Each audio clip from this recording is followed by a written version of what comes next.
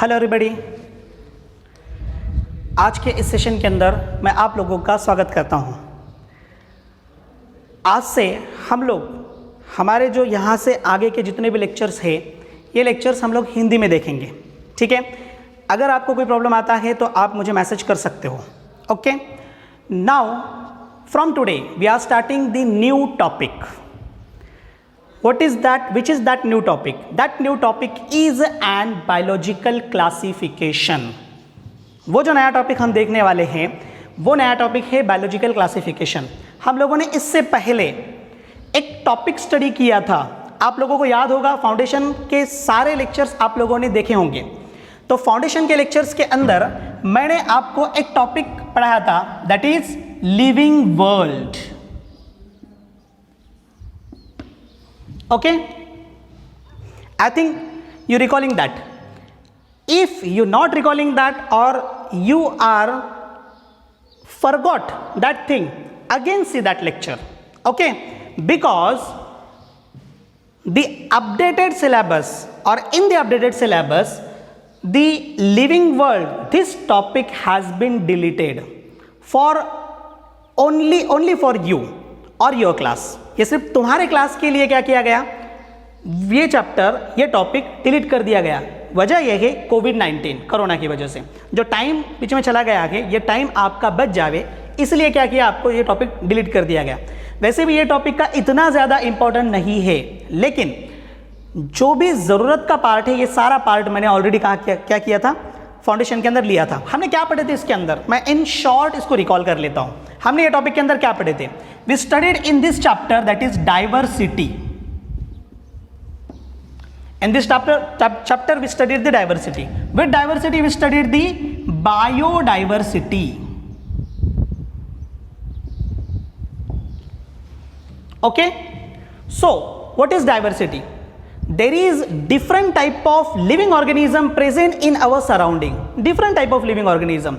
This different word is responsible for this diversity. ये जो different word है ये diversity के लिए responsible है। कैसे? Different type of organism, different type of living organisms in their external as well as internal characteristics. हम उनके internal और external characteristics का अगर सोचेंगे तो उस बेसिस के ऊपर हमको diversity दिख जाती है, ओके। और हम लोग जस्ट जब देख लेते हैं ऑर्गेनिज्म को हम सीधे सीधे उनको डाइवर्स कह सकते हैं। If you are seeing the plants and you are seeing the animals, ये दो ऑर्गेनिज्म आप लोग देख रहे हो, okay, and directly on the basis of their morphological character you can differentiate them. सीधे सीधे मॉर्फोलॉजिकल कैरेक्टर देखकर तुम क्या कर सकते हो, उनको डिफरेंशिएट कर सकते हो। Now how diversity is responsible for differentiation of the organisms, we already studied that. यहां पर मैंने तुमको इन शॉर्ट कहा है।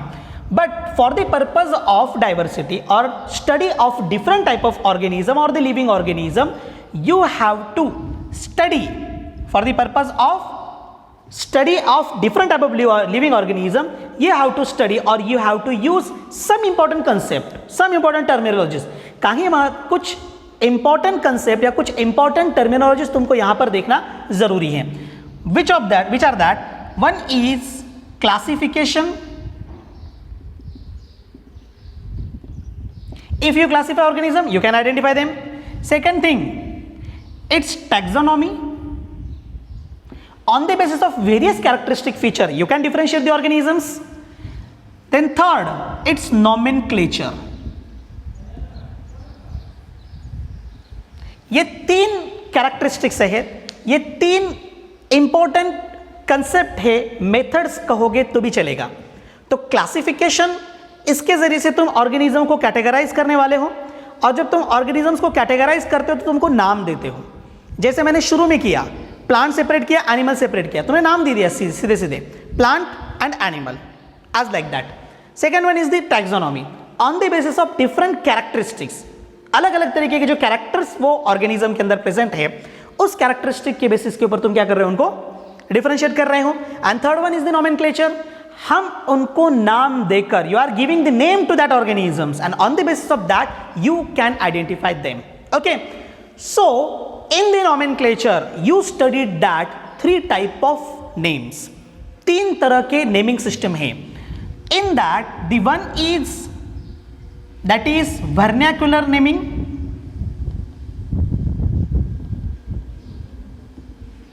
We also called it that is local naming.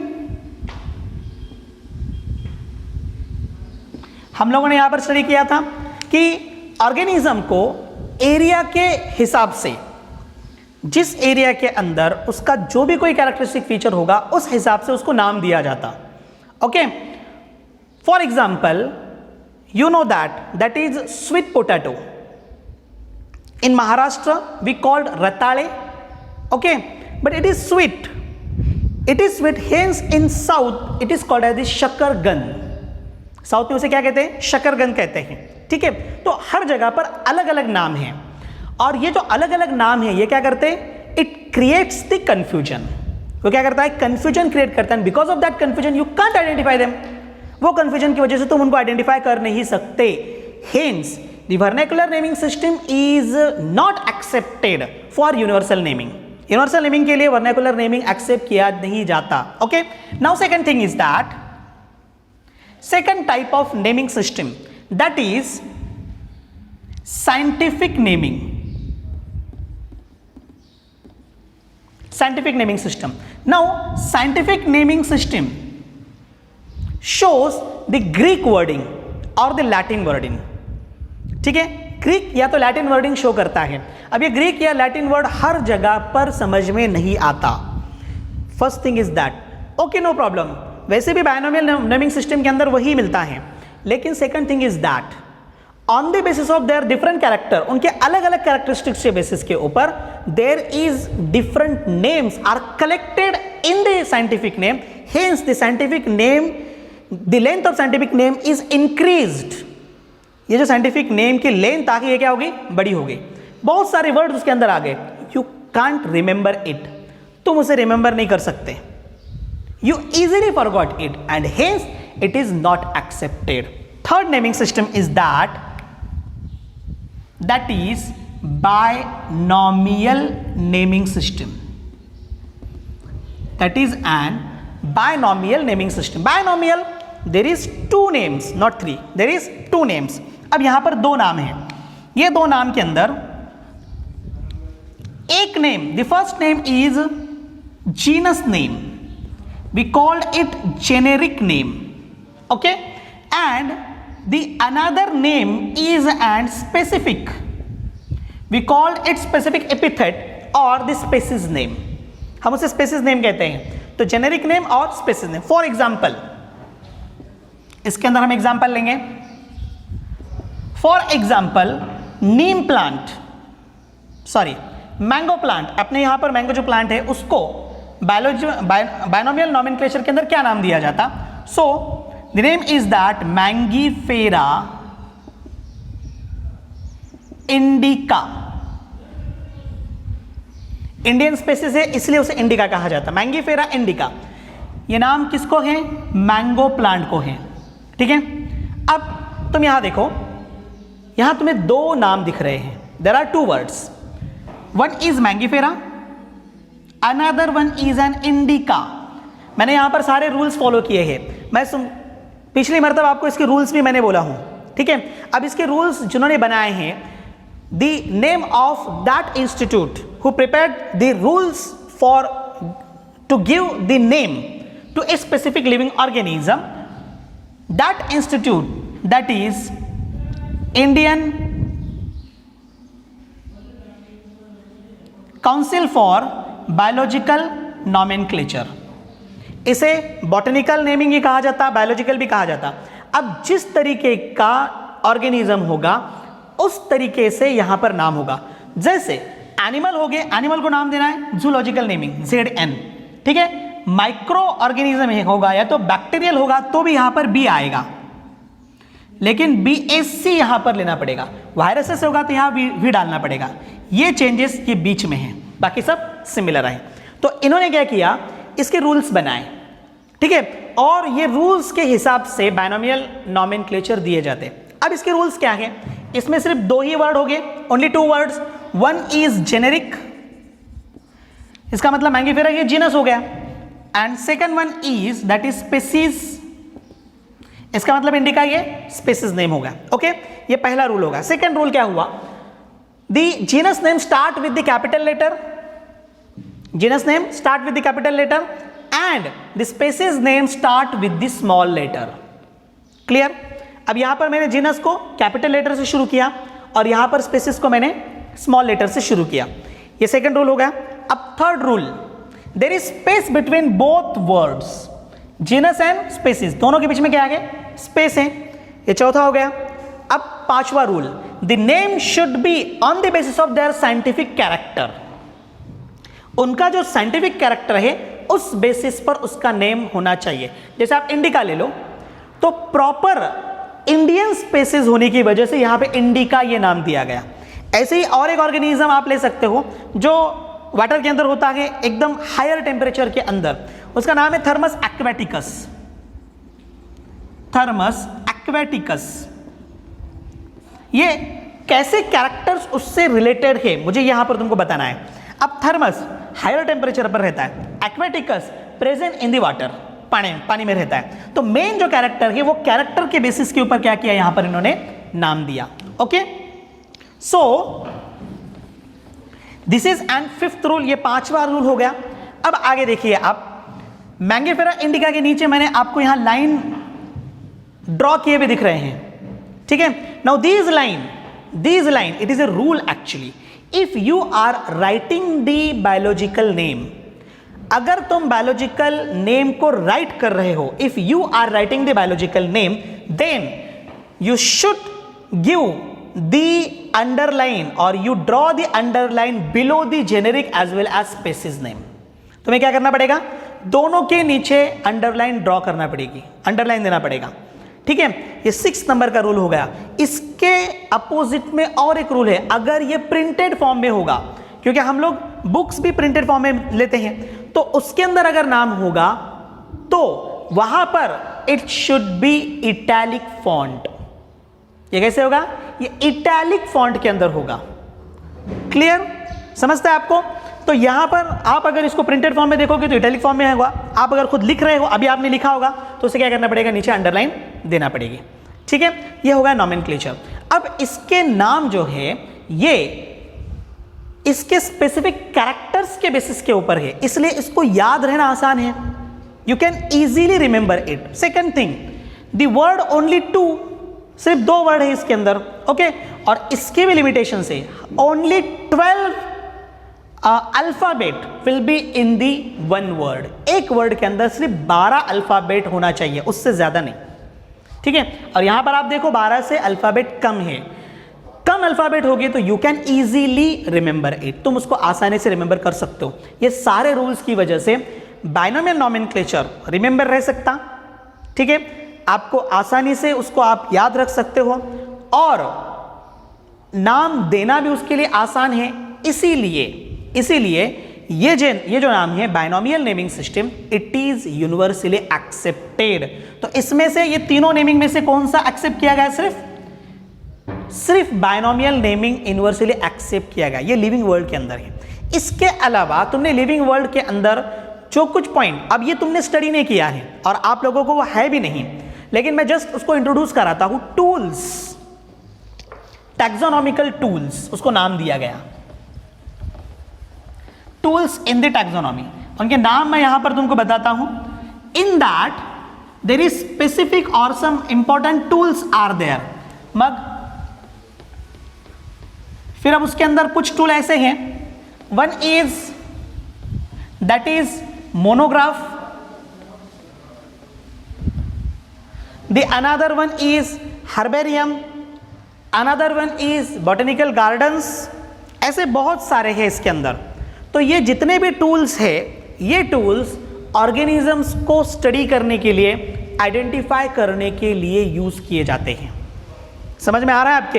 ये सारे टूल्स जो है ये आइडेंटिफाई करने के लिए, जैसे मोनोग्राफ है, अब मोनोग्राफ के अंदर रिकॉर्ड होता है जिसके अंदर अलग अलग एरिया के अलग अलग ऑर्गेनिज्म का क्या होता है, यहाँ पर रिकॉर्ड होता है, पीरियोडिकल फॉर्मेट में उसको दिया जाता है, ठीक है। आपका हर्बेरियम है, हर्बेरियम अलग अलग स्पेसीज जो है उसको प्रेस करके, ड्राइड प्रेस करके उसको रखा जाता है और उसके ऊपर उसकी इंफॉर्मेशन होती है, ठीक है, उस पर से हम उसको पहचान सकते हैं। और बॉटेनिकल गार्डन है जो डिफरेंट टाइप ऑफ स्पेसीज उन बॉटेनिकल गार्डन के अंदर लगाए जाते हैं और ये इसके अलावा कॉन्जर्व किए जाते हैं, स्पेसीज को कॉन्जर्व भी किया जाता है। उसके बेसिस पर या तो उसकी वजह से हम लोग डिफरेंट टाइप ऑफ ऑर्गेनिजम्स को आइडेंटिफाई कर सकते हैं। इसके अलावा जूलॉजिकल गार्डन भी है, सेम जैसे बॉटेनिकल गार्डन होता है। तो इस तरीके से कुछ टूल इसके अंदर आते हैं। इसके अलावा और भी बहुत सारे टूल्स हैं, आपको है नहीं, लेकिन बस मैं आपको इंट्रोड्यूस किया। तो on the basis of this you can identify the organism. Now most important criteria to identify the organism, that is an biological classification. Most important criteria for the purpose of identification of the organism, that is biological classification. Biological living और living organism को क्या किया जाता? Differentiate, categorize किया जाता। What is biological classification or the definition of biological classification? The definition of biological classification, that is the scientific categorization of living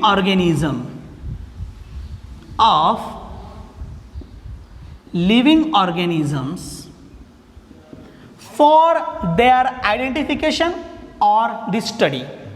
उनके identification के लिए, उनके स्टडी के लिए जो लिविंग ऑर्गेनिज्म का जो साइंटिफिक कैटेगराइजेशन किया जाता उसे बायोलॉजिकल क्लासिफिकेशन कहा जाता।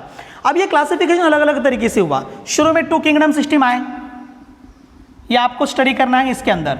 उसके बाद 3 किंगडम सिस्टम आई, after that 5 kingdom system and after that 6 kingdom system. Most accepted kingdom system is an 5 kingdom system.